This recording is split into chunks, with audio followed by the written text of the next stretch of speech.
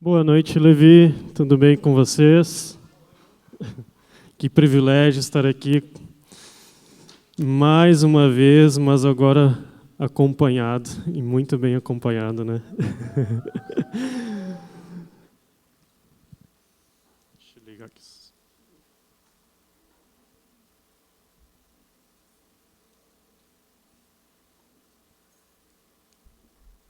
Boa noite, Levi. Oi, eu sou o Misael. Oi, eu sou a Vanessa. Eu tenho 30 anos e sou casado com essa mulher extraordinária, né? A gente se conheceu em 2017, aqui na Montserrat. E a gente é casado já há 1 ano e 5 meses, acertei? Sim.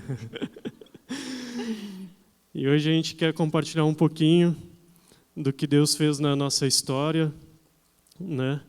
Mas eu gostaria que você ficasse muito atento aos textos, né, que a gente vai trazer, que foi palavras que o Senhor nos entregou durante quando a gente era solteiro e a gente ainda não se conhecia. Depois, quando a gente começou a se conhecer também aqui na Montserrat, servindo juntos, depois na fase de namoro, noivado e casamento, né? Então, eu gostaria que você ficasse muito atento a estes textos que a gente vai trazer e perguntasse realmente para Deus, né, como que você vai aplicar na sua vida. Se você pegar um texto desses e conseguir aplicar na sua vida, nos seus relacionamentos, a gente já vai estar bem feliz, né? Missão cumprida. Porque durante a nossa vida, né, a gente viveu um bom período da nossa vida sem Jesus e a gente quer começar por aqui, né? Então, eu sou o Misael, né? Eu tenho 30 anos, né? E desculpa, gente. Abre a palavra aí, por favor. É em Mateus capítulo 7, 24 e 27. Eu ia começar pela... Desculpa. É a primeira vez, né? Casal novo.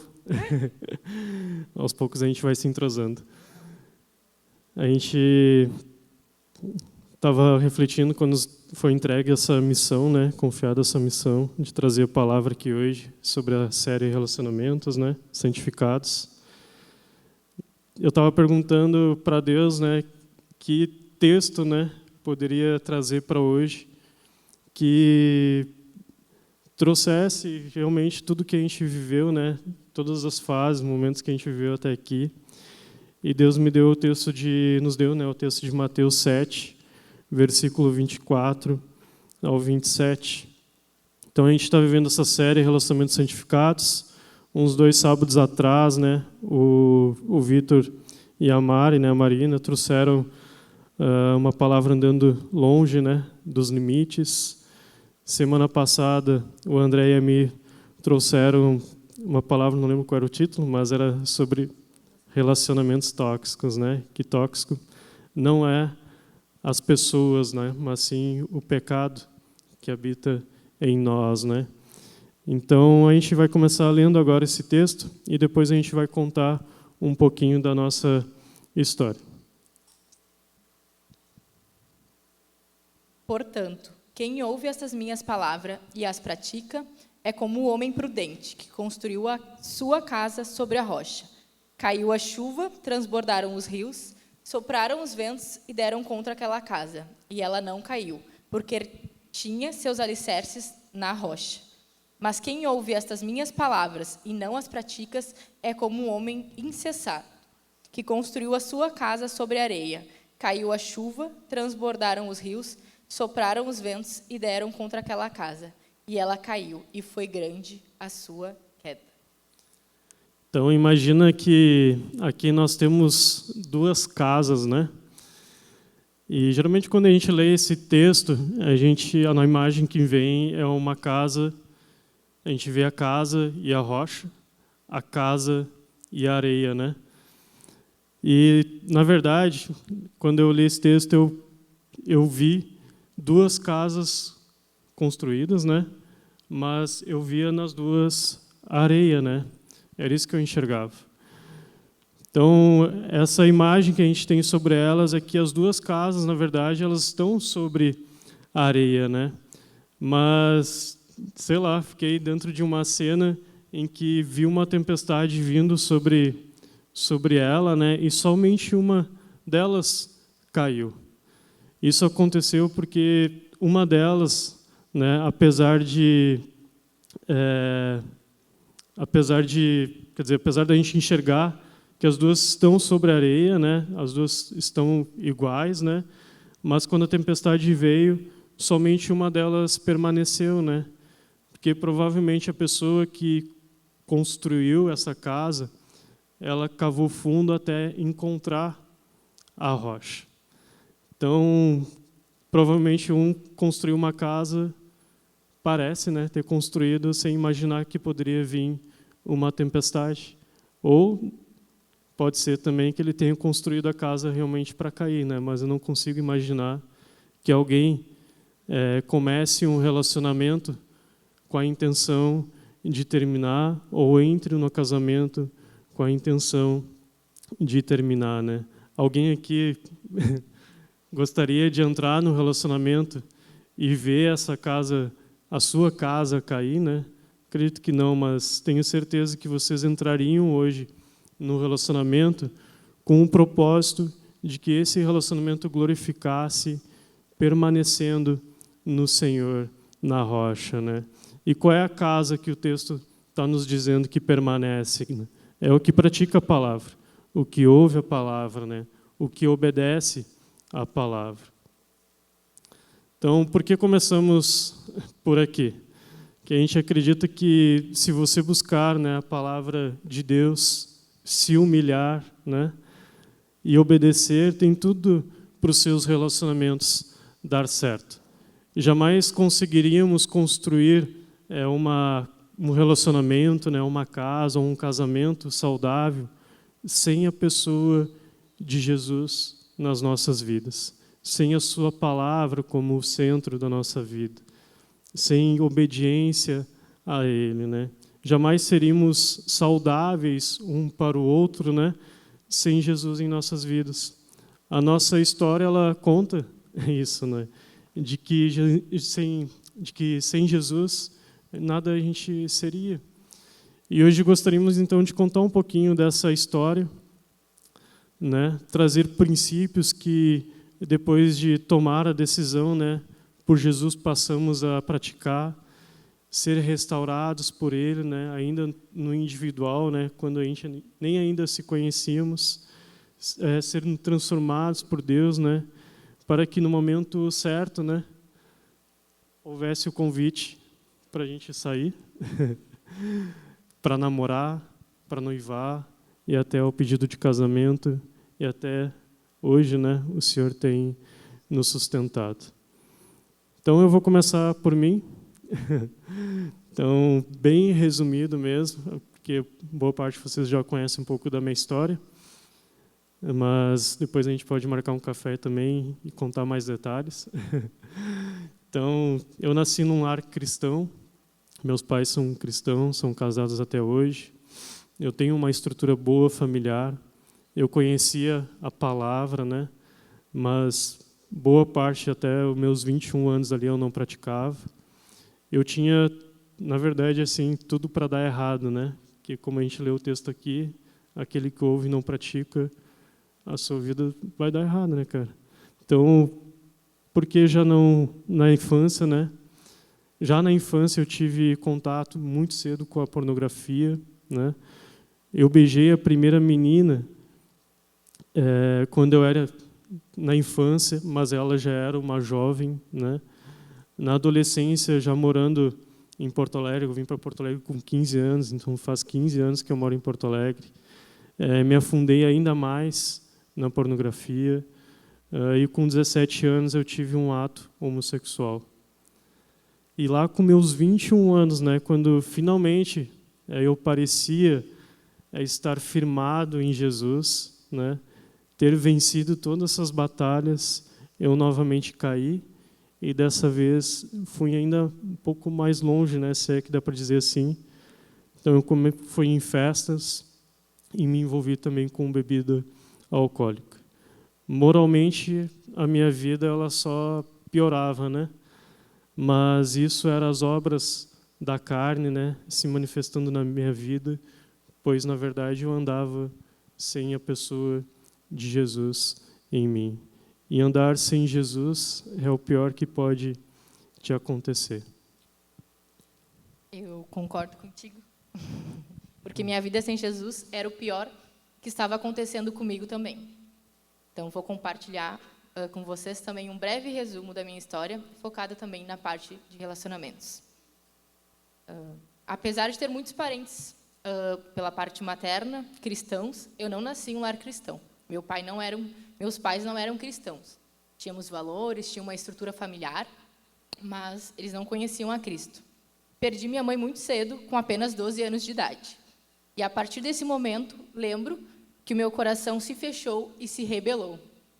E passei a procurar nos relacionamentos um amor, uma aceitação, algo que viesse me preencher. Com 13 anos, dei meu primeiro beijo. Com 14 anos, tive meu primeiro namorado, escondido do meu pai.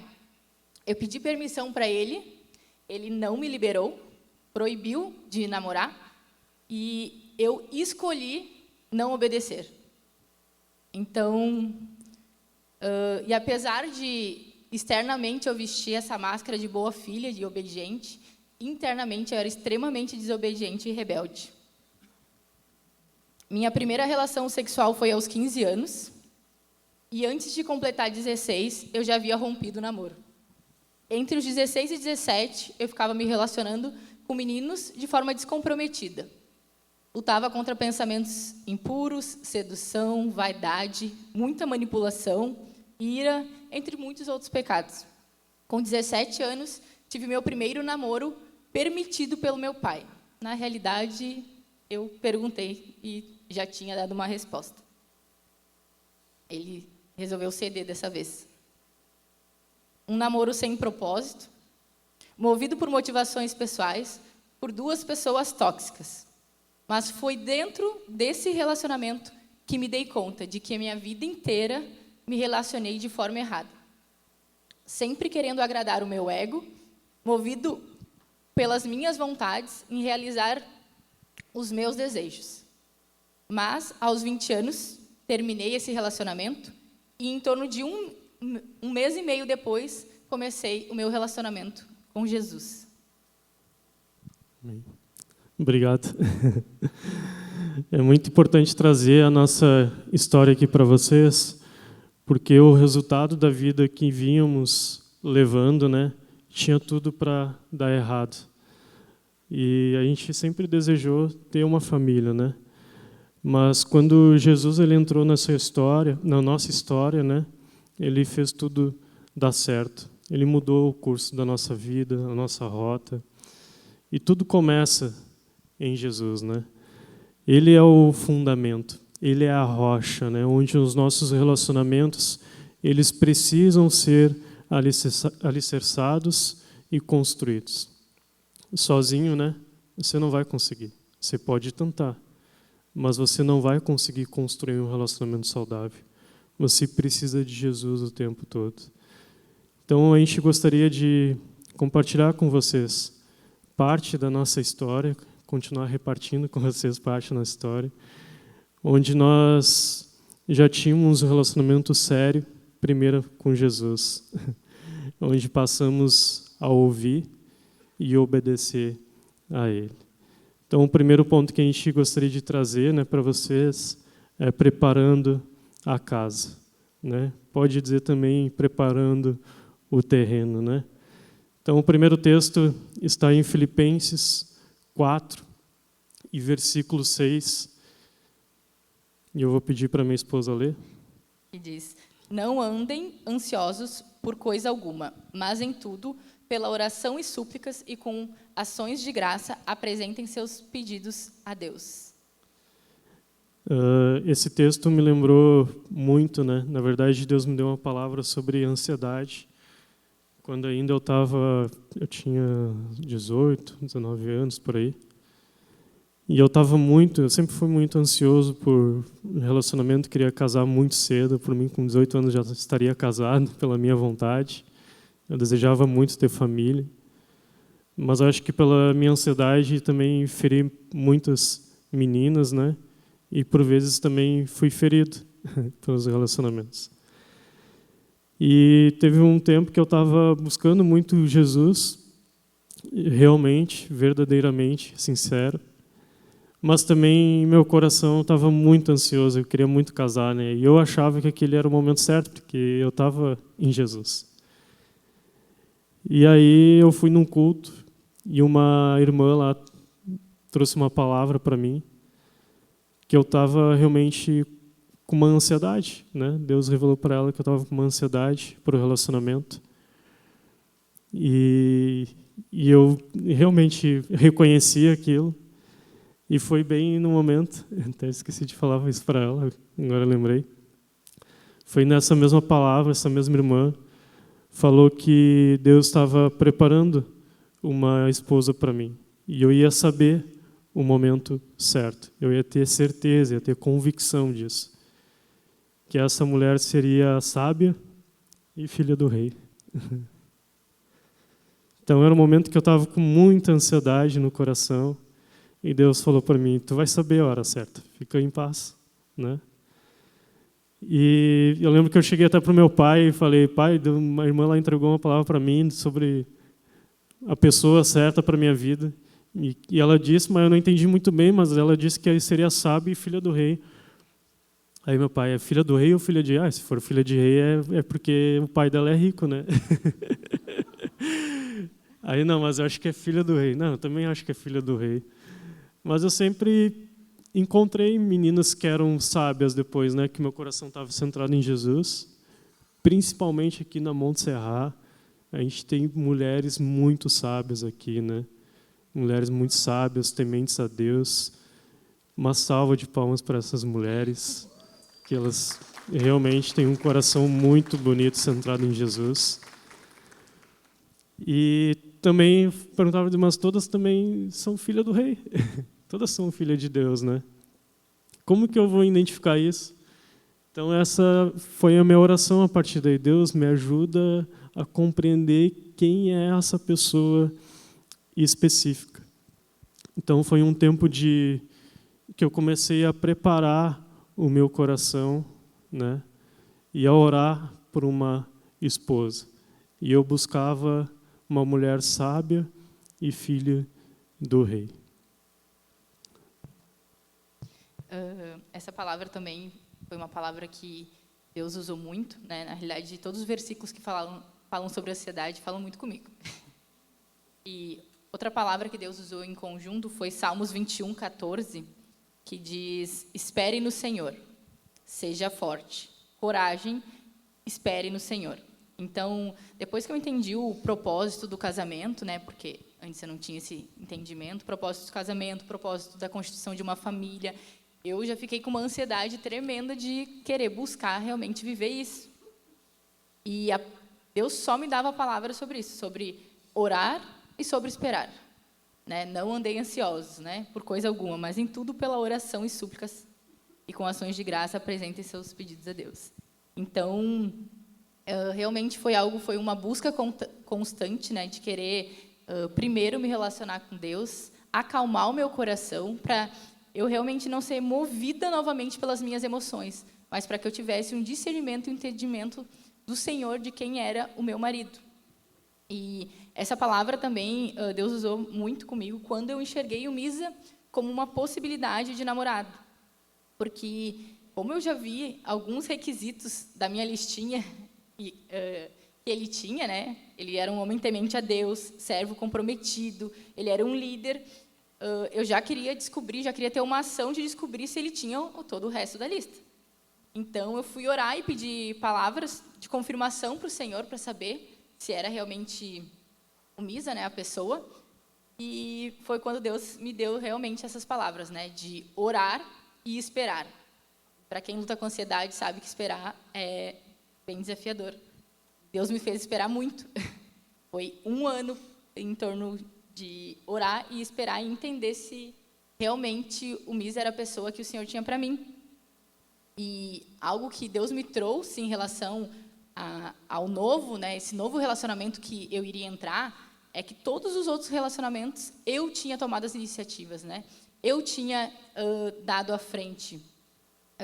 Todas as decisões vinham de mim. Eu que começava os relacionamentos, eu que terminava os relacionamentos, eu que tinha todas as decisões dentro de um relacionamento, e Deus queria construir algo novo nesse relacionamento. Então, eu precisava confiar que Ele, no momento certo, iria agir. Então, Deus trabalhou profundamente nessas áreas de crescimento também, nesse tempo de espera. Eu precisava amadurecer em paciência, em mansidão, em ansiedade, em confiança nele, e também respeitar muito a questão do homem, né, ser já uma autoridade na minha vida. Então, foi durante esse tempo, né, de quase um ano, até realmente eu ter a clareza e a confirmação do Senhor que era o Misa.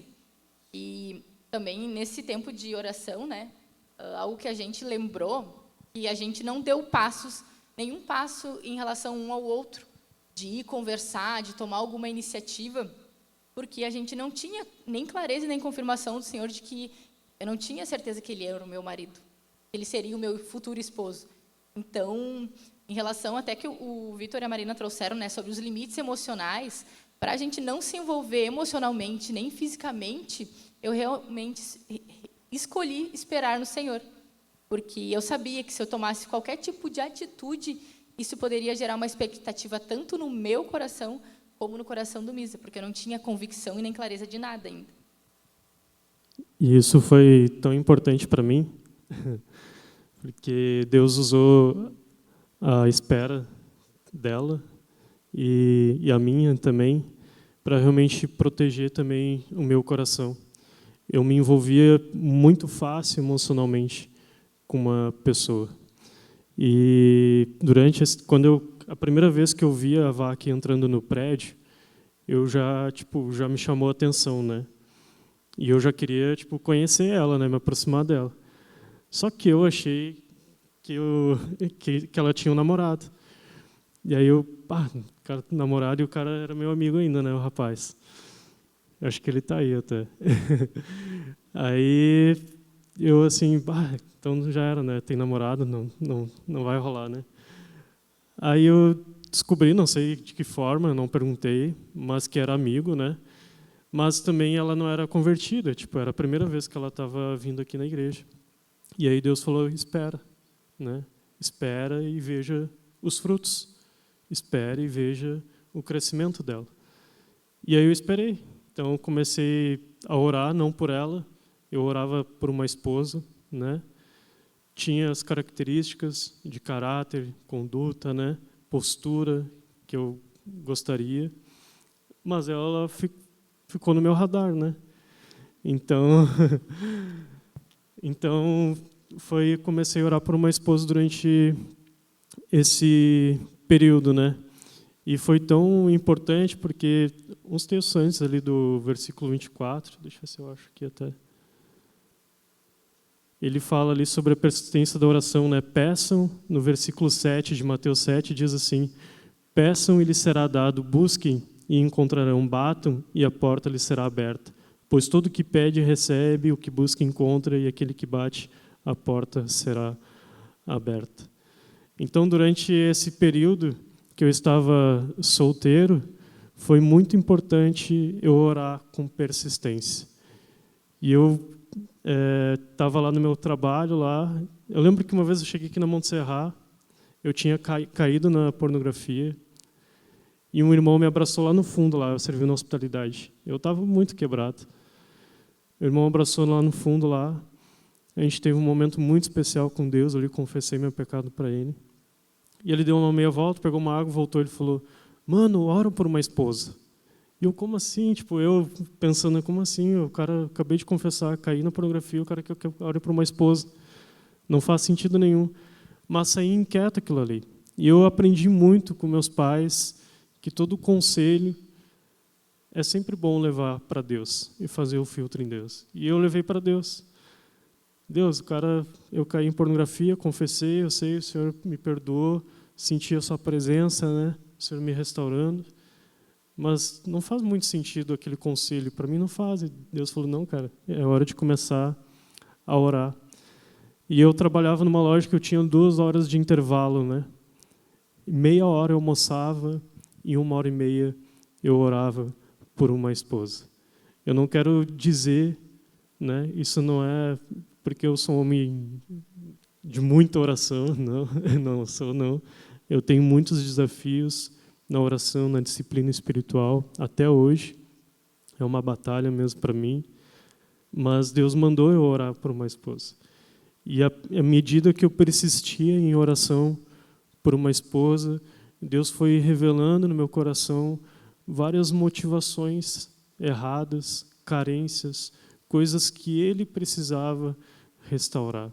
Então, esse tempo de preparo da casa, né, de preparar o terreno para um futuro relacionamento, foi um tempo de muita restauração, de muito relacionamento com Deus. Foi um tempo de cavar fundo para começar a edificar a minha casa. Um outro ponto importante que foi nesse tempo é que eu queria muito sair de casa cedo, né? Eu falava para minha mãe e meus pais que com 25 anos, se eu não casasse, eu ia sair de casa igual. Aí chegou os 24, ninguém, né? E agora eu vou ter que sair de casa, ter que cumprir minha palavra agora. E aí eu comecei a fazer as contas, vou mal pagar o aluguel aqui. E aí Deus, aí eu fui para Deus, Deus, é o momento certo de eu sair de casa. E aí Deus falou para mim que não, que eu estava saindo com um coração rebelde, insatisfeito, né? Que eu precisava aprender a amar meus pais, a honrar meus pais, a submeter meus pais aos gostos pessoais dele, né, a rotina da casa, né? Eu já estava criando a minha independência, apesar de não criar minha independência financeira ainda, eu dependia muito deles financeiramente, mas eu já estava criando, eu já tinha o meu gosto pessoal já, né? E eu queria colocar isso dentro da casa dos meus pais, imagina. E aí Deus começou a falar comigo sobre aquilo ali, e eu não vou ter que permanecer até aprender a honrar meu pai e minha mãe. E se honro o pai e a mãe dessa forma, se honro o pai e mãe avisando, pai, mãe, hoje eu vou lá no Levi, lá, vou ficar, depois a gente vai lá para o Cavanhas, né? Se honra, não importa se você tem 25, 30, 35 anos. Se você mora ainda com seus pais, é importante você avisar onde está, com quem está, né? Que horas vai chegar, cumprir os combinados, ser responsável. Essa é uma forma muito simples, mas é honrável os pais. Em Efésios 6, de 1 a 3, nos diz, filhos, obedeçam a seus pais no Senhor, pois isso é justo. Honrar teu pai e tua mãe, este é o primeiro mandamento com promessa, para que tudo te corra bem e tenhas longa vida sobre a terra. Então, nesse mesmo ponto que o Misa trouxe, foi um versículo que, obviamente, me pegou muito, né? Lembrem que eu tinha um coração extremamente rebelde e desobediente. Então, o Senhor começou, ao mesmo tempo, também a trabalhar na minha vida, no tempo de espera, sobre honrar o meu pai. E aí, começava desde lá do início, né? Desde compartilhar e pedir perdão para ele, né? Sobre as minhas más atitudes, né? Que envolviam o desrespeito, que envolviam a não respeitar a autoridade dele sobre a minha vida, sobre o descomprometimento meu em relação a tudo que ele pedia, né? Realmente Deus foi trabalhando no meu coração e, ao mesmo tempo, criando um relacionamento muito diferente com meu pai, o que foi muito importante para mim nesse processo de pré-namoro também. E isso que o Misa trouxe também, né? Apesar, o meu pai, eu já tinha uma independência, porque já trabalhava fora, já estudava, né? Então, eu achava que também tinha uma independência, mas, que nem o Misa falou, ainda era muito dependente financeiramente e morava na casa do meu pai. Então, também aprendi durante esse tempo a honrar ele. E mesmo que meu pai não perguntasse nada, onde eu estava, com quem eu estava andando, como a minha postura antigamente era de esconder muitas coisas, eu tomei a decisão também de começar a compartilhar tudo com ele. Ele perguntasse ou não, eu estava falando para ele, pai, estou indo em tal lugar, estou com tais pessoas, eu volto tal horário. E foi muito legal que ele começou a perceber essa posição diferente em relação a mim. E isso foi muito importante para mim entrar no relacionamento com o Misa, porque eu nunca vou esquecer, e quando eu comecei, o Misa fez o convite para a gente sair a primeira vez, eu orei muito para Deus e pedi, Deus, eu quero saber se eu cumpri e realmente fui fiel à tua palavra em relação a honrar pai e mãe. Eu vou compartilhar com meu pai a minha história, né, que eu tenho orado em relação ao Misa, que eu tenho visto características de um homem de Deus na vida do Misa, e realmente eu gostaria da bênção do meu pai, porque eu nunca tinha feito isso. Eu sempre tomei todas as atitudes pelas minhas próprias vontades, decisões, ele falando ou concordando ou não, eu sempre fiz isso. Então, isso foi muito importante para mim entrar no meu relacionamento, porque eu compartilhei todo esse processo com meu pai, né? As lutas e os outros pecados eu já tinha compartilhado há muito tempo, então ele já tinha visto o meu coração mudar muito em relação a isso. Mas eu comecei a compartilhar meu processo de namoro. E eu lembro que foi um momento muito lindo com meu pai, que meu pai é bem emocional, gente, então a gente chora junto, e chora muito, então ele se emocionou muito, por eu também estar abrindo meu coração com ele. Então, foi muito especial isso, até hoje mudou também, a partir desse momento também mudou muito mais ainda meu relacionamento com ele. E eu lembro de que, apesar de meu pai não ser cristão, eu ouvi da boca dele, como se fosse a voz do Senhor, me perguntando naquele momento se eu estava pronta para entrar num relacionamento. E pela primeira vez, eu falei para ele, pela primeira vez de todos os relacionamentos que eu já vivi, hoje eu me sinto pronta para entrar num relacionamento. Então, foi muito especial para mim. Eu lembro que até nos primeiros encontros, até meu pai me levava de carro. Gente, meu pai nunca foi essa pessoa, mas foi muito especial para nós. Ele não era essa pessoa porque eu não deixava ele ser essa pessoa, não deixava ter essa autoridade, ele participar da minha vida nesse momento. Então, nosso primeiro encontro, a gente já estava com... não lembro quantos anos eu tinha. 23, 22... Enfim, então, já tinha vivido toda uma adolescência sem a presença dele, sem ele poder participar de nada, porque eu não permitia. Então, com 22 anos, a gente estava juntos, entrando nessa jornada como pai e filhos, e realmente eu entendi do Senhor que, com esse memorial, eu tinha começado, pelo menos, a cumprir com aquilo que o Senhor tinha me pedido em relação a honrar pai e mãe. Eu acho importante esse princípio, porque antes de iniciar a sua família, é importante encerrar bem o ciclo com seus pais, também como filho, né? Com eles se sentindo honrados e amados por ti. Teve um outro texto também que a gente fez um pouquinho antes de começar a namorar, que a gente viveu ele, foi Eclesiastes, capítulo 4, versículo 9 e 12, que diz assim, é melhor ter companhia do que estar sozinho, porque maior é a recompensa do trabalho de duas pessoas. Se um cair, o amigo pode ajudá-lo a levantar-se, mas pobre do homem que cai e não tem quem o ajude a levantar-se. E se dois dormirem juntos, vão manter-se aquecidos. Como, porém, manter-se aquecido sozinho? Um homem sozinho pode ser vencido, mas dois conseguem defender-se. Um cordão de 3 dobras não se corrompe com facilidade. Então, foi muito importante para nós, ainda antes do namoro, a gente já estava conversando, a gente já tinha saído algumas vezes, ela já sabia da minha intenção de casar com ela, né? Eu abri isso para ela no primeiro encontro, porque Deus já tinha me dado essa convicção, né? Já via ela como minha esposa também. E a gente estava entrando numa amizade de sair sozinhos agora, né? Em lugares abertos, é importante dizer isso. E a gente já estava tendo algumas conversas intencionais, falando, por exemplo, sobre sonhos de vida, objetivo, né? Por que tu faz faculdade e tal, né? Enfim, uma série de coisas para alinhar o nosso futuro, né? O nosso namoro, o nosso casamento, família, né? E uma das coisas que importante foi, que trouxe muito esse texto, foi compartilhar a nossa história, o nosso passado, relacionamentos anteriores, coisas que nos feriram, né? Pessoas que a gente feriu. A gente realmente deixou tudo claro assim um para o outro, né? E foi muito especial esse tempo, porque a gente estava vivendo ali um dos valores, né? Que é a transparência, né? Das nossas áreas de fragilidade, né? E também estávamos decidindo ajudar um ao outro, né? A gente confessou muito pecado, a gente compartilhou muitas coisas dos nossos sonhos. E isso foi muito especial, porque a gente pode ajudar um ao outro, né? Realmente nas áreas de fragilidade. Por exemplo, ela já sabia, quando a gente começou um namoro, ela já sabia que eu lutava com a pornografia, né? E dentro do namoro, inclusive, eu tive uma queda nessa área, né? E foi muito especial, porque eu esperava que não seria, perdoado, né? Mas ela perdoou, ela me amou, ela acolheu, né?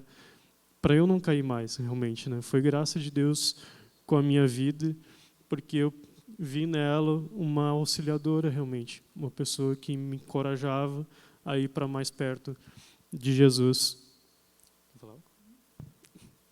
Colossenses 3:13, né? Fala que suportem-se uns aos outros e perdoem as queixas que tiverem uns contra os outros. Perdoem como o Senhor lhes perdoou. E nesse momento que ele compartilhou, realmente eu lembrei muito disso, né? De que Deus já nos perdoou por todos os nossos pecados, né? Então, e todos nós temos pecados. Então, quem somos nós, né, para julgar as áreas de fragilidade dos outros?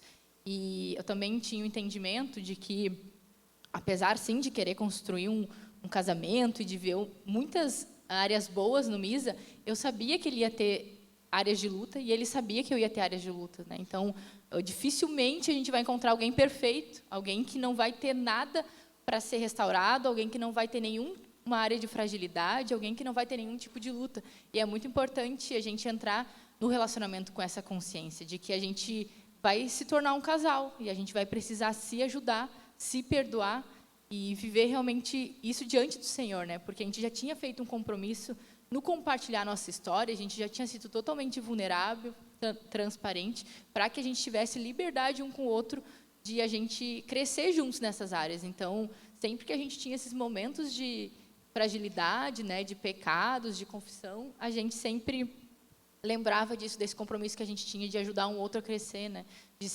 sermos parceiros de corrida também. A gente idealiza, às vezes, a pessoa perfeita, né, e que não tem falha nenhuma, né?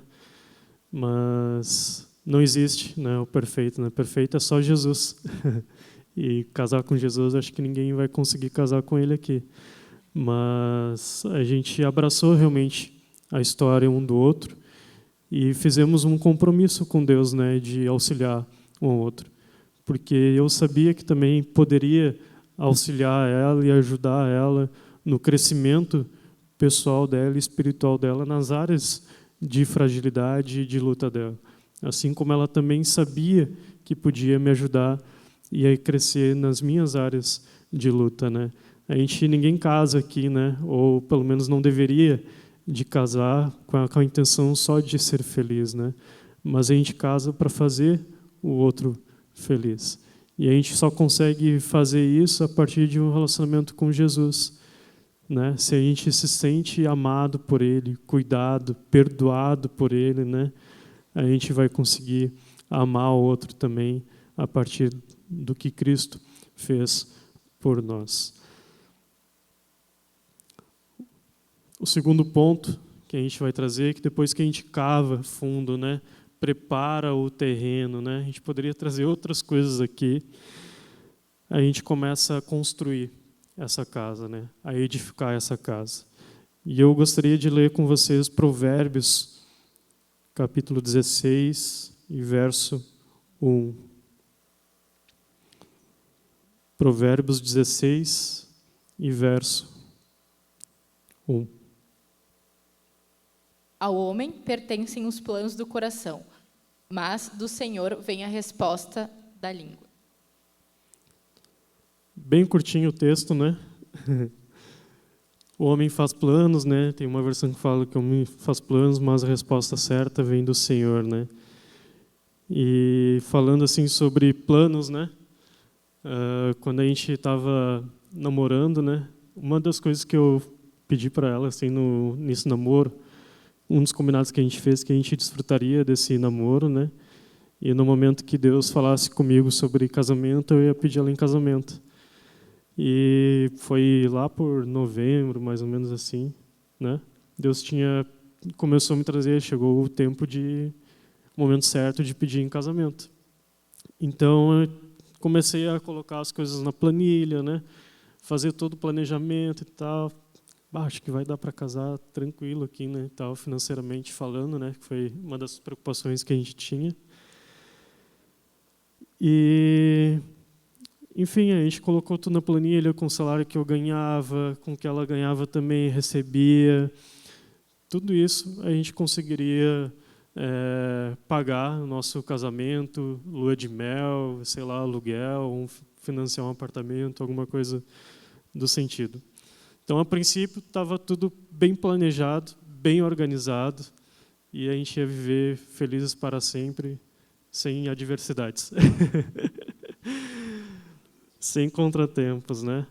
Isso foi em novembro, assim, que Deus tinha falado comigo. Aí a gente pediu ela em casamento, né? Em fevereiro de 2020. Fevereiro de 2020. Aí umas 2 semanas assim depois que a gente teve aquele momento ali de pedido de casamento, a gente foi lá de novo para as planilhas. Não, vai dar certinho. O pessoal a gente já tinha uma noção de quanto se gastava para fazer uma festa de casamento, lua de mel, tudo mais. Não, vai bem tranquilo. Uma semana depois, o que aconteceu em 2020? Pandemia. E aí a gente, puxa vida, mas é só 14 dias. Agora é só 40 dias. E aí ele começou a nossa primeira adversidade, né, já no nosso noivado, né? Então, a gente ainda estava construindo, né, a nossa casa, né, edificando a casa. A gente estava numa construção do nosso relacionamento, né, se preparando para um casamento. E tudo que a gente tinha planejado, né, com o nosso olhar humano, não ia dar certo. No fim, né, veio uma pandemia. E Deus, no fim, usou, né? A gente não contava com a pandemia, mas Deus usou a pandemia, né, para apresentar a nós um Deus que era provedor.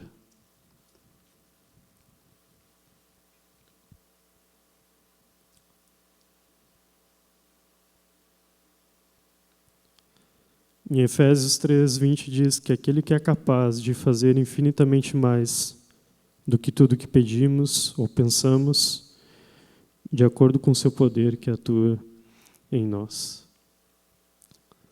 Então, eu tinha uma responsabilidade de pagar as contas já no noivado, não terceirizei isso para os meus pais, né?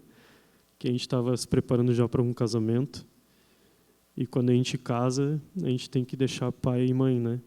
Eu sei que meus pais me abençoaram muito no meu noivado, me abençoam até hoje, né? Mas hoje, até eles, Deus fala lá com eles, lá, às vezes sem saber da nossa necessidade, para nos abençoar como provisão realmente de Deus, né? E a gente viveu o noivado, 2 anos de noivado, e uma pandemia, ainda onde estava compartilhando com o Caio, com a Michelle, né? Se a gente, nas nossas contas, se a gente trabalhasse 24 horas, 7 dias por semana, a gente não pagaria a festa de casamento, não pagaria, enfim, aluguel, não pagaria nada, né? Não pagaria nada. Mas Deus, ele proveu tudo, absolutamente tudo, para nós. Eu lembro que nesse tempo, né, foi um tempo de pandemia. Primeiro que a gente queria casar também 1 ano depois, né, do noivado. E aí Deus foi movimentando as coisas e a gente entendeu realmente do Senhor que a gente não casaria dentro de 1 ano. E não tinha a ver com a questão financeira, mas tinha muito a ver com a nossa questão relacional mesmo, né? O quanto Deus estava construindo coisas novas em nós. E então a gente já estava lá no meio do ano, achando que iríamos casar em janeiro. E Deus começou no final do ano, na realidade, já, né? A gente estava quase um pré-casamento. E Deus falou para a gente que nós iríamos casar no outro ano. E primeiro a gente não entendeu muito bem o porquê, assim, né? Mas a gente também, né, resolveu obedecer ao Senhor em relação a isso. E nesse tempo, a gente veio muitas dúvidas em relação ao nosso coração, se a gente deveria fazer festa de casamento. A gente, né, começou a fazer os cálculos, porque todo o dinheiro que a gente tinha já tinha ido na pandemia há muito tempo, né? O Misa já estava trabalhando de Uber, sem um emprego fixo, eu já não estava mais trabalhando com nada. Então, só estava estagiando e o estágio ainda era obrigatório, de graça, não recebia, só gastava mais ainda. Então, nesse tempo, realmente, a gente, que nem o Misa falou, a gente experimentou uma dose assim já bem generosa da bondade do Senhor, né? E Ele usou muitas pessoas para abençoarem a nossa vida, muito mesmo. Tudo aquilo que a gente havia planejado ou sonhado para o nosso dia de casamento ou para a nossa lua de mel, Ele abençoou com tudo, né? Até com a passagem da lua de mel, o Senhor abençoou. Vestido, o vestido que eu casei foi da minha melhor amiga, ela me deu de presente o vestido. Então, Deus foi construindo algo que não tinha a ver com a nossa força, com a nossa vontade ou com a nossa capacidade, o nosso planejamento de construir o nosso casamento, mas sim com a soberania dele sobre a nossa vida. E nesse processo de noivado, Deus firmou muito isso no nosso coração. E, né, independente dos planos que a gente fizesse, o Senhor é quem dava a última palavra. O Senhor é quem sabia o que ia acontecer nos próximos passos. E Ele foi se manifestando nessa forma na nossa vida no tempo de noivado. Ele que foi nos sustentando passo por passo do casamento, decisão por decisão. Cada contrato que a gente fechava era um milagre do Senhor, porque era alguém que tinha nos abençoado, eram pessoas que eram descontos que apareciam nesse tempo. Então, realmente, né, quando a gente viveu esse processo de noivado e entrou dentro da festa de casamento, a gente teve a convicção de que o Senhor quem tinha construído tudo aquilo, né? Ele quem tinha feito tudo aquilo na nossa história, Ele quem tinha provido todas as coisas, e Ele superou todas as nossas expectativas. Por mais que a gente tivesse pensado ou planejado, né, Ele fez infinitamente mais do que aquilo que a gente tinha pensado ou sonhado. É importante você pegar o princípio, né, que o coração do homem faz planos, mas a resposta certa vem do Senhor, né? A gente planejava ter o casamento pago, ter uma moradia, né, um apartamento, uma casa. A gente planejava estar já formado, né? Mas Deus mudou tudo, né? E a gente casou sem ter uma casa, como a gente havia planejado. A gente mora de aluguel e tem sido uma bênção para nossas vidas, o lugar que a gente mora, que foi um milagre de Deus para nós também, né?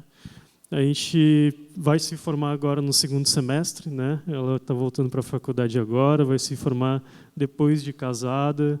Então, tudo Deus ele reorganizou, né? A resposta certa veio dele.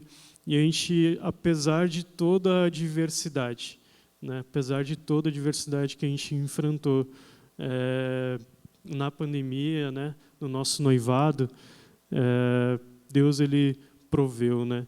E isso para mim, outra coisa que a gente falou muito assim, né? Tipo, em nenhum, não vou dizer em nenhum momento, né? Mas a gente tem muitas memórias boas no nosso noivado, sabe? Muitas memórias boas. Deus, por isso que Deus nos deu essa palavra, assim, sabe? Porque apesar de tudo, assim, o nosso coração estava nele, né? Nele. E nada disso nos tirou paz, nos tirou alegria, nada disso, nada tirou convicção, né? Nada em relação ao nosso casamento, né? A gente tinha certeza que era sonho de Deus e isso era prioridade para a nossa vida, que a gente sempre desejou viver o chamado, aquilo que Ele tinha para nós como família. Então, o casamento vinha antes de uma formação na faculdade, né? O casamento vinha antes de comprar uma casa, né, um apartamento. É bom planejar e fazer tudo isso antes, é muito bom, mas para nós não aconteceu assim. E nem por isso, né? Pelo contrário, a gente pôde desfrutar muito bem do namoro, pôde desfrutar muito bem. A gente passou muito tempo, né, juntos, né, porque a gente não conseguia trabalhar, né, na pandemia. Então a gente passou muito tempo juntos no noivado, né, e foi muito especial esse tempo para nós, né? Então pega o princípio, né? O coração do homem faz planos, né? Mas a resposta vem do Senhor. entrega, né, o teu relacionamento para Deus, o teu noivado, o teu namoro, o teu casamento para Ele, tudo aquilo que tem planejado a respeito do teu casamento, coloca diante de Deus. Deus, Senhor, quer que realmente eu adie o meu casamento por causa da minha formação? Coloca isso diante de Deus. Ele tem a resposta certa para a sua vida. E quando acontecer alguma situação que foge do seu controle, louve a Deus, sabe? Louve, agradeça a Deus. Deus, Ele está no controle, Ele nunca perde, né, o controle de todas as coisas. O terceiro ponto é casando, né, sobre a rocha. Em Gênesis 2:24 diz: por essa razão o homem deixará pai e mãe e se unirá à sua mulher, e eles se tornarão uma só carne. Então acreditamos, né, que o tempo de solteiro, de namoro, de noivado, ele é uma bênção, né? E ele serve como preparação para sair da casa dos pais e logo se unir à sua mulher, né? Por isso é extremamente importante você aos poucos já começar a assumir algumas responsabilidades também, né? Isso vai te preparar para um casamento saudável. Responsabilidades como o trabalho, como a faculdade, né? Como pagar uma conta em casa, como aprender a fazer uma... Não, isso aí não vou falar, né? Não aprendeu a fazer comida antes de casar.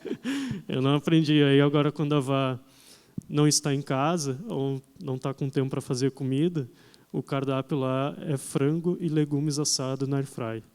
Pega a dica. Então hoje é isso que eu sei fazer muito bem feito, sabe?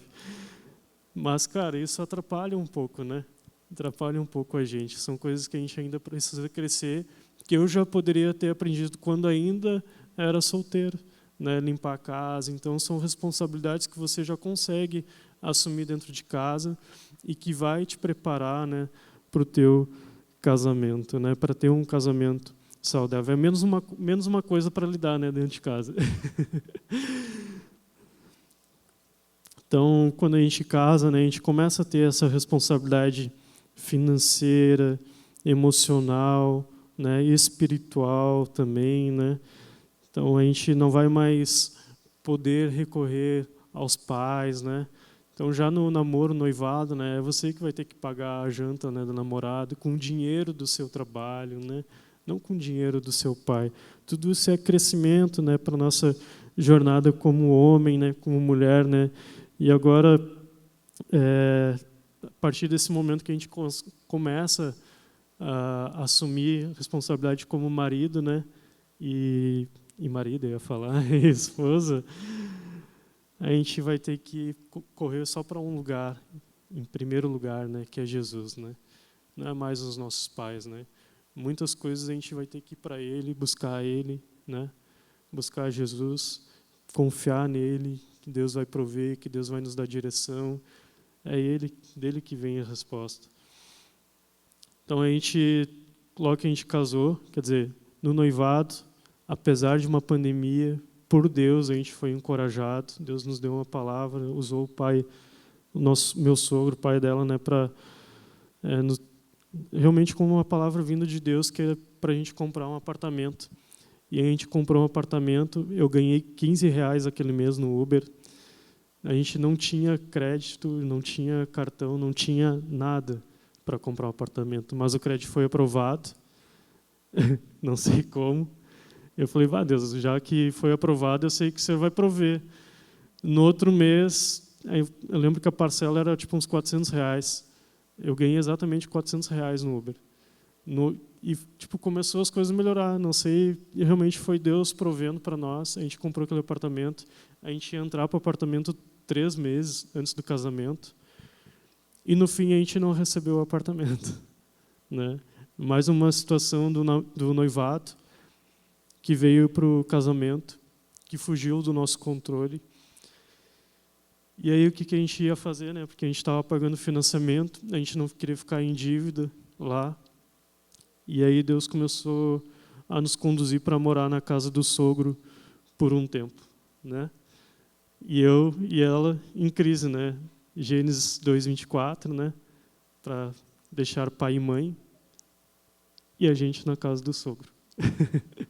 Não fazia muito sentido, mas Deus estava falando para a gente ficar lá um tempo, que Deus estava usando aquela situação também, e iria usar, e depois a gente foi bênção para nós, né?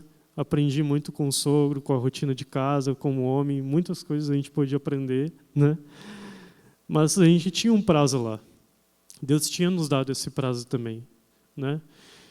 E uma semana antes de acabar o prazo, começou a me dar uma ansiedade, amor, não aguento mais, porque eu tenho orado a respeito disso e Deus não tem dado resposta, Deus não tem me dado um salário capaz de pagar um aluguel para nós, nosso alimento.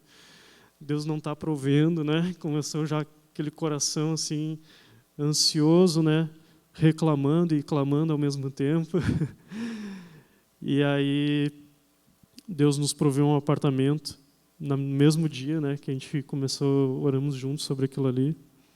A gente não sabia como alugar um apartamento porque a gente não tinha nenhum financeiro nem nada, né? Então a gente fez as contas ali e chutamos um valor que talvez, quem sabe, poderia dar certo, né? Se a gente se esforçasse muito.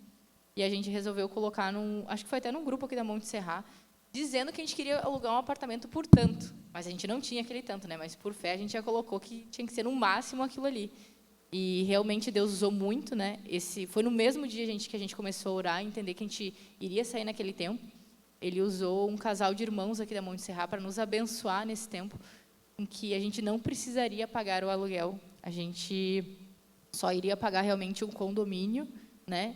E, enfim, nossas despesas aí, né? Água e luz. Então, do valor que a gente tinha colocado como uma expectativa, Deus reajustou para muito menos do que aquilo que a gente realmente conseguiria, né? E proveu novamente sobre a nossa vida. No primeiro mês de casamento já a gente começou realmente a experimentar novamente, né, da bondade do Senhor e que Ele estava cuidando da gente, né? E às vezes a gente entra com a expectativa no casamento de que o casamento vai ser tipo já o primeiro mês, né? Vai ser as mil maravilhas, vai acontecer tudo certo, nada vai dar errado, é só festa, né? Afinal é o primeiro ano de casado, né? E realmente a gente sempre estava todas as situações que a gente vem trazendo para vocês, a gente realmente colocava diante de Deus, né? Senhor, enfim, o casamento é o propósito do Senhor para nossa vida, a gente entrou nele com o coração e sendo obedientes a Ti. E Ele realmente, em todas as situações, Ele vinha nos sustentando, né? A nossa expectativa não estava em uma alegria, né? Um com o outro, não estava nas coisas, né? Não estava no apartamento em si, ou naquilo, ou num carro, ou num emprego, mas realmente a nossa alegria, a nossa felicidade estava no Senhor, estava em buscar agradar o coração de Deus, a cumprir o nosso propósito como família de servir a Ele em primeiro lugar. Então, todas essas situações realmente elas cooperaram, né, para que a gente se aproximasse ainda mais do Senhor. Amém. Obrigado. Importante reforçar isso, né, porque às vezes a gente quer viver o casamento pela alegria e um casamento perfeito, né? Ele é muito bom, a gente é muito feliz, mas a alegria não está no fato de casamento, né? Ou na pessoa, nela, né? A nossa alegria ela está em Jesus. A paz se encontra em Jesus, né? Então não posso criar expectativa de que ela vai me fazer feliz e nem ao contrário, né? Ou que o fato da gente ter a nossa casinha, né? A gente não tem o cachorro e nem os filhos, mas a nossa expectativa de alegria, de felicidade, de celebração, de memoriais, né, espirituais, está em Jesus, né? Está em Jesus. Ele é a rocha, né? Ele é o fundamento, né? E tudo começa nele, né? E é por meio dele que a gente vive e celebra todas as coisas, né? Então, logo depois que a gente comprou não, né? A gente foi morar nesse apartamento. A gente comprou um café. A gente ficou lá durante... O café também foi uma provisão, Deus fez um milagre, mexeu muitas coisas, né? A gente vendeu um carro que a gente não conseguia vender nunca para comprar o café. A gente ficou lá quase um ano. E início desse ano Deus começou a mexer muito no nosso coração e inquietar, né? E a gente, como se Deus estava nos enviando para uma tempestade agora, né, novamente, né? Permitindo que chegasse a adversidade de novo na nossa vida. E realmente a gente estava bem confuso, porque a gente entendia que Deus tinha nos dado uma missão ali, que Deus estava nos preparando para uma missão, mas a gente começou a ficar inquieto, incomodado com muitas coisas, né, do nosso coração, e a gente pediu uma palavra para o Senhor, porque o nosso coração já começou a sair do café, e a gente um dia falou, vamos orar, né, e pedir para Deus nos dar uma palavra, né, para a gente tomar uma decisão em cima da palavra. Estava muito confiante que Deus ia dizer, saiam do café. Saiam que eu sou contigo. E aí a gente estava jejuando e orando sobre aquilo ali. Quando a gente dobrou nossos joelhos juntos, me veio um texto na mente que era provem, né? E vejam, né? Como o Senhor é bom. E tá, amor, agora vamos cada um num cantinho, vamos ler e tal, vamos buscar. E aí eu fui buscar o texto onde é que estava escrito, era em Salmo 34. E eu comecei a ler o texto, não estava entendendo, espiritualmente não estava entendendo, discernindo os Salmos 34. E depois eu comecei, parece que esse salmo está falando de adversidade. E, na verdade, ele estava falando sobre isso mesmo. Como lidar. É praticamente isso, como lidar, uma resposta de como lidar nas adversidades. Pode ler o salmo para nós? Bendirei o Senhor o tempo todo. Os meus lábios sempre o louvarão. Minha alma se gloriará no Senhor. Ouçam os oprimidos e se alegrem.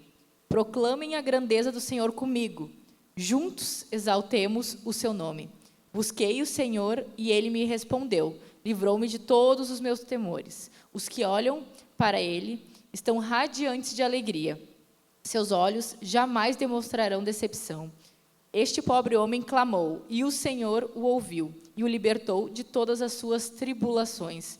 O anjo do Senhor é sentinela ao redor daqueles que o temem, e os livra. Provem e vejam como o Senhor é bom, como é feliz o homem que nele se refugia.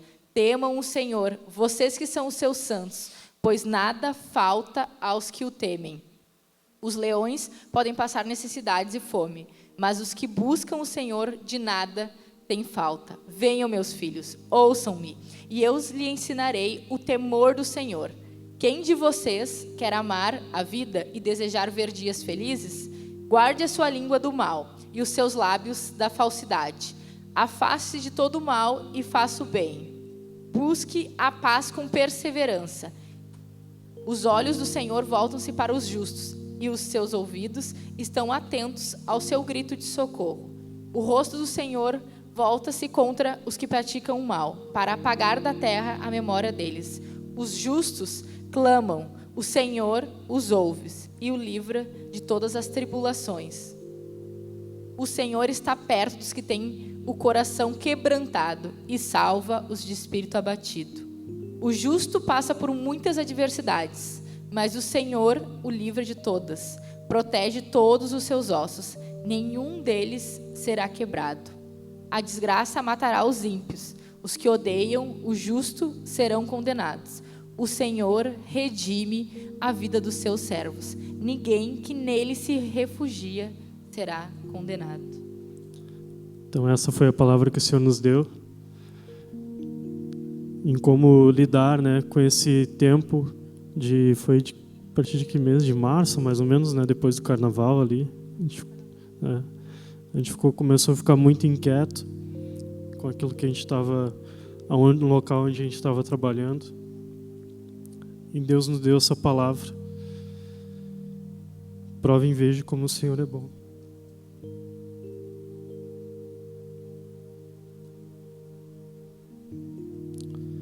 E eu lembro que a gente estava bem cansados, insatisfeitos, reclamando, né, coração. E Deus falou para nós que a presença dele era suficiente, que era para a gente permanecer e esperar. Ele era suficiente. Por vários dias a gente parou ali no café, né? Um tempo, para só ler o Salmo 34. A gente somente lê o Salmo 34.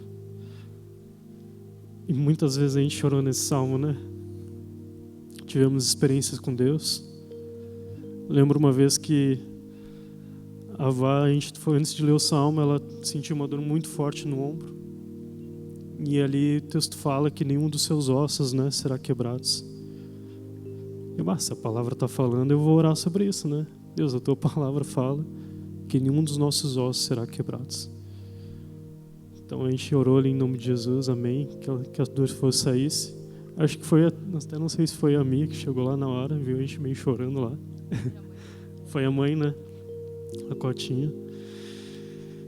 E a gente levantou e ela abraçou e tal, eu vi ela movimentando, que ela gosta de gesticular bastante. E eu, mas, né? Ela se esqueceu que estava com dor.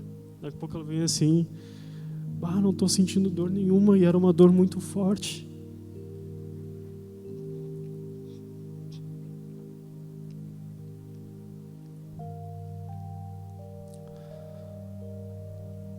Então a gente pode ter o privilégio de perceber Deus conosco em meio às adversidades, em meio às inquietações, às dúvidas. Podemos aprender a desfrutar da presença dele nesse tempo. E Deus começou a gerar várias coisas no nosso coração. A Vá está voltando para a faculdade dela. Foi a resposta de oração.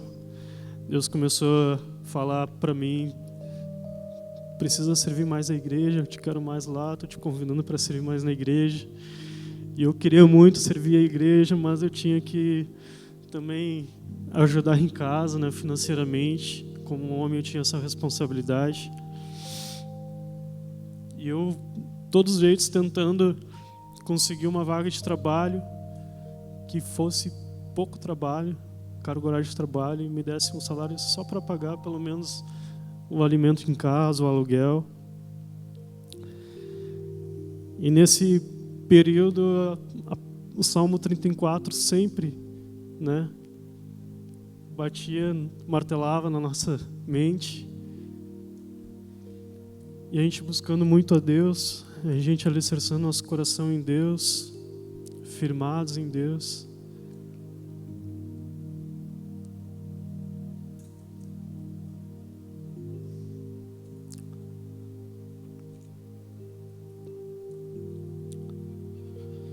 E hoje a gente está vivendo um memorial, né, também, espiritual como família, de algo que conversamos quando saímos e ainda nem éramos namorados. Mas a gente já tinha essa intenção de casar, em que falamos sobre chamado, sobre sonhos, e que a gente gostaria, né, os dois abrindo, ela abriu, depois abri, e o sonho casou. Que a gente gostaria de servir, né, a Deus integralmente, servir a igreja. E a gente gostaria de fazer isso como família, né? E essa semana, especialmente hoje, é o meu primeiro dia de trabalho, vamos dizer assim, como ministro integral aqui da igreja.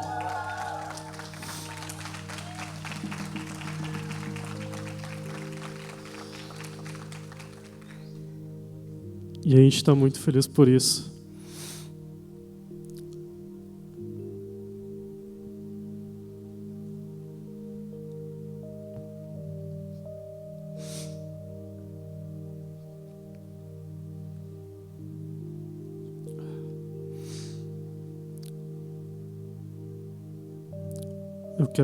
A gente contou essa história aqui hoje para vocês, para encorajá-los a buscar o Senhor com persistência, a cavar fundo, a construir os seus relacionamentos na rocha, e o seu relacionamento, seu casamento na rocha. Nenhuma adversidade é capaz de tirar a alegria e a paz do teu coração. Se você tiver com seu coração centrado em Jesus, alicerçado na rocha. Quando nós preparamos o terreno, a casa, quando edificamos a nossa casa em Jesus, quando o nosso casamento é na rocha, o que se ganha? Alicerces firmes. Caiu a chuva, transbordaram os rios, sopraram os ventos e deram contra aquela casa. E ela não caiu, porque tinha seus alicerces firmes na rocha. A casa não cai.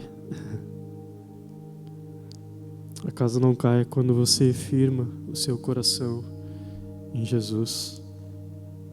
Se você construiu sua amizade, seu namoro e seu noivado ouvindo e praticando a palavra de Deus, com certeza você ganhará um casamento centrado em Cristo Jesus, um casamento firmado nele, um casamento que não se destrói, que não se quebra, um casamento duradouro, que não se abala por qualquer situação ou momento difícil. Em Salmo 18, verso 2 fala: o Senhor é a minha rocha, a minha fortaleza e o meu libertador, o meu Deus e o meu rochedo, em quem me refugio. Ele é meu escudo e o poder que me salva, a minha torre alta. Quando temos um casamento centrado em Jesus, ele é um casamento feliz, pois a sua felicidade está em Cristo. Em João 15:11 diz: tenho-lhes dito estas palavras para que a minha alegria esteja em vocês e a alegria de vocês seja completa. Quando firmamos o nosso casamento centrado em Cristo Jesus, temos um casamento santificado. Em 2 Coríntios 7:1 diz: amados, visto que temos essas promessas, purifiquemo-nos de tudo que contamina o corpo e o espírito, aperfeiçoando a santidade no temor do Senhor. Quando temos um casamento centrado em Cristo Jesus, ele cumpre o seu propósito. 1 Coríntios 10:31 diz: assim, quer vocês comam, bebam ou façam qualquer outra coisa, façam tudo para a glória de Deus. Quando você tem um casamento firmado em Cristo Jesus, você vislumbra o casamento visando a vida eterna.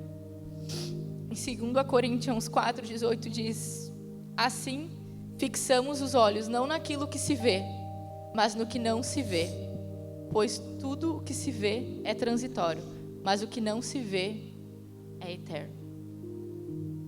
Queria te convidar para ficar de pé.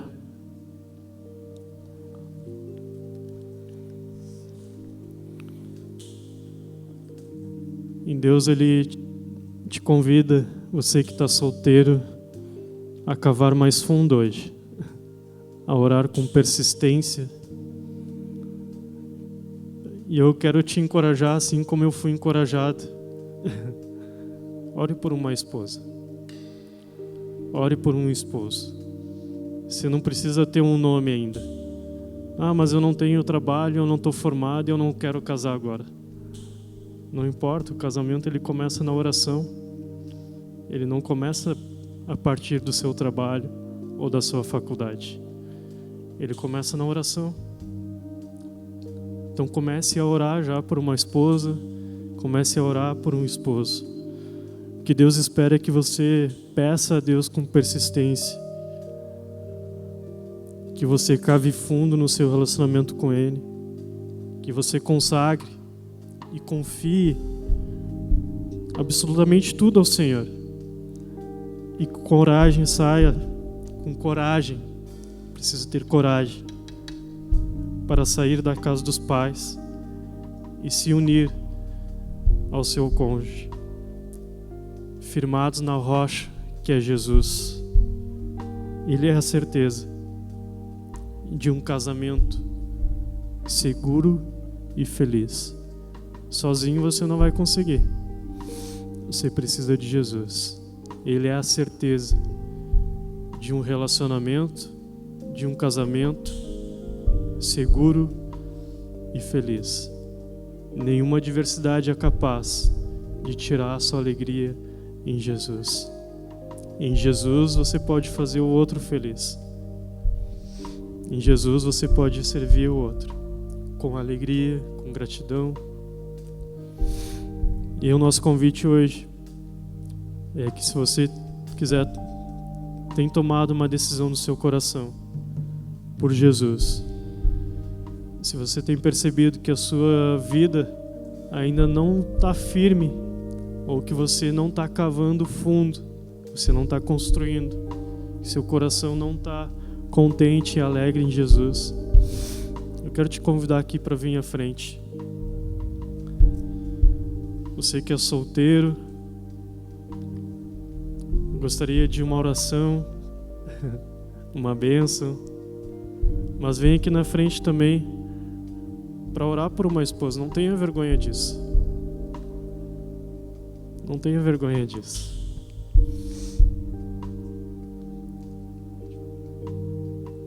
Você também que está namorando, mas ainda tem dificuldades dentro do namoro, acha que precisa ir mais fundo, cavar mais fundo, buscar mais a presença do Senhor para o seu relacionamento.